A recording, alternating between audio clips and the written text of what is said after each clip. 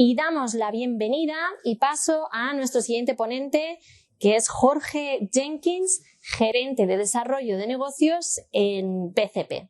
¿Qué tal? Muchísimas gracias, Virginia, y la verdad que muchísimas gracias a GSS por invitarme estos breves minutos a compartir con ustedes algo de innovación, pero sobre todo lo que quería era felicitar no solo a los futuros finalistas que van a salir hoy día de la innovación, sino a todos los que han participado. La verdad que es un mérito y creo que es un orgullo para cada uno de ustedes el haber participado.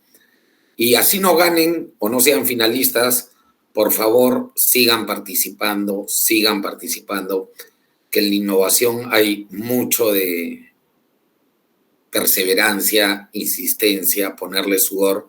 Y si tienen convicción en lo que hacen y lo que hacen es relativamente bueno, probablemente vayan a ser exitosos innovando en el futuro. Y aprovecho para presentarme. Yo soy Jorge Jenkins, que es lo que miro.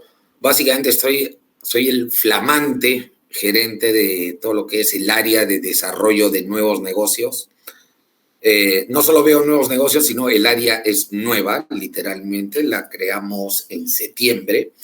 Y justo lo que quiero comentar brevemente en estos 10 minutos es qué es lo que hacemos en esta área y cómo se gestó. Porque creo que es interesante. A veces pensamos que la innovación es una idea y ¡boom!, se expandió y ya ahora es la gran compañía, etcétera. Y no, es un camino. Y miren lo que nos pasó en el banco, ¿ya? Nosotros empezamos, creo que 2015, por ahí hace algún tiempo, con el Centro de Innovación, que justamente lo que se enfocaba el Centro de Innovación era agarrar todas estas ideas de cosas que eran muy disruptivas para la época y comenzarlas a desarrollar. Y ese era su scope. Y comenzó, ya tenía muy buenas ideas como Yape, por ejemplo, ¿no? Es una de las cosas de que salió del... Y Yape es una unidad de negocios independientes con la cual tenemos unos planes súper agresivos. Pero miren lo que pasó en mi caso. Yo entré a este centro de innovación para desarrollar una idea. ¿Cuál era mi idea? ¿Cómo hacemos una plataforma de tipo de cambios que sea disruptiva en el mercado peruano?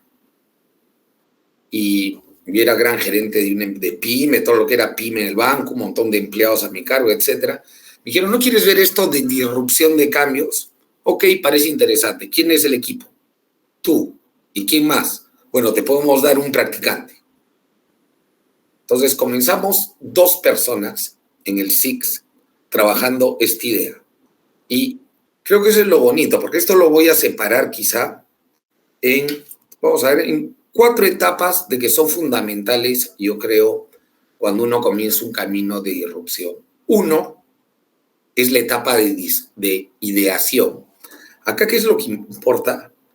Es justamente conocer al cliente o conocer a la persona que vamos a abordar. ¿Tiene o no un problema?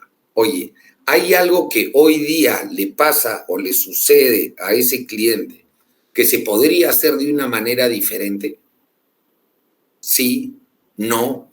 Entonces, en esta etapa, y en esta etapa, olvídense de invertir, olvídense de la plata.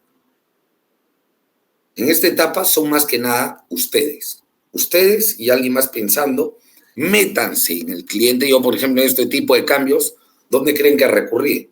¿Al internet? No. Me fui a Ocoña, que es donde los cambistas hacen su tipo de cambio en la calle, al Parque Kennedy, donde hay un montón de turistas y gente cambiando dólares. Fue ahí donde lo hicimos, donde lo pensamos. Entonces, yo creo que de ahí es importante, una vez que ya tienes un entendimiento del cliente, sí ya tienes que comenzar a decir, ese problema, ¿cómo lo puedo resolver? Bueno, y también pensar si lo puedes o no resolver.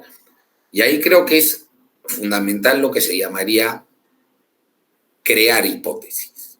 Oye, uno comienza a pensar en qué hipótesis tenemos, y no les voy a mentir, se nos ocurrió a nosotros, desde hacer una plataforma digital, que es la que hoy día es Cocos y Lucas, otra dijimos, oye, si ponemos una especie de robot, algo en las agencias que te dé el tipo de cambio físico, ¿O qué pasa si lo ponemos en los agentes?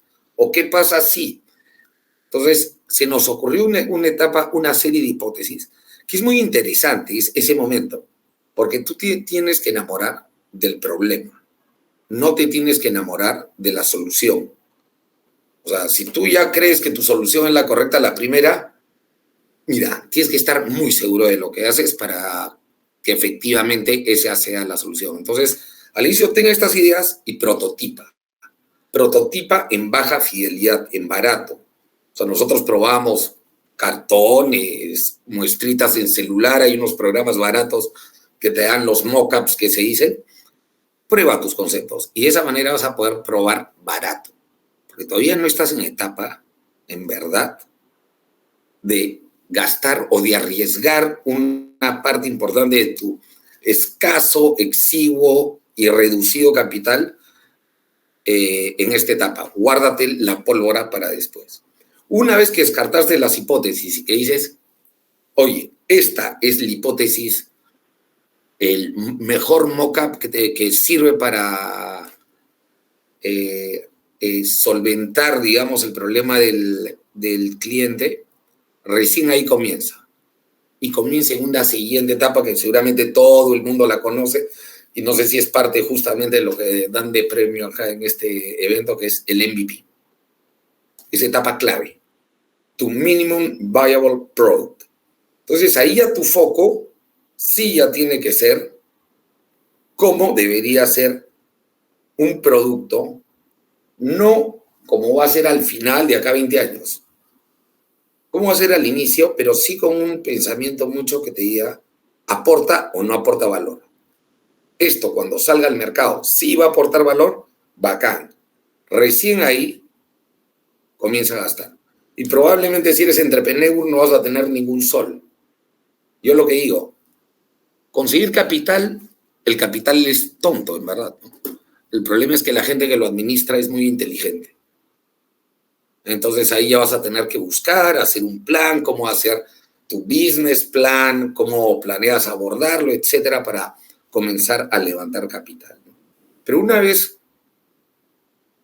que estás asegurado, tienes que enfocarte que en un tiempo máximo, nosotros decimos 14 semanas en el caso de Cocos y Lucas, salir con el producto al mercado. Y ahí es bien importante cómo comienzas a trabajar con el equipo. Bueno, tienes que contratar, tienes que buscar cadencia. Para mí ahí la palabra clave es cadencia. El ritmo al que todo tu equipo trabaja. ¿Para qué? Para desarrollar el MVP que le sirva al cliente, ¿ya? Y una vez que estás trabajando en eso y crees que te aseguraste eso, bueno, créeme que te falta la otra mitad. Vas a tener que salir a vender esto al mercado.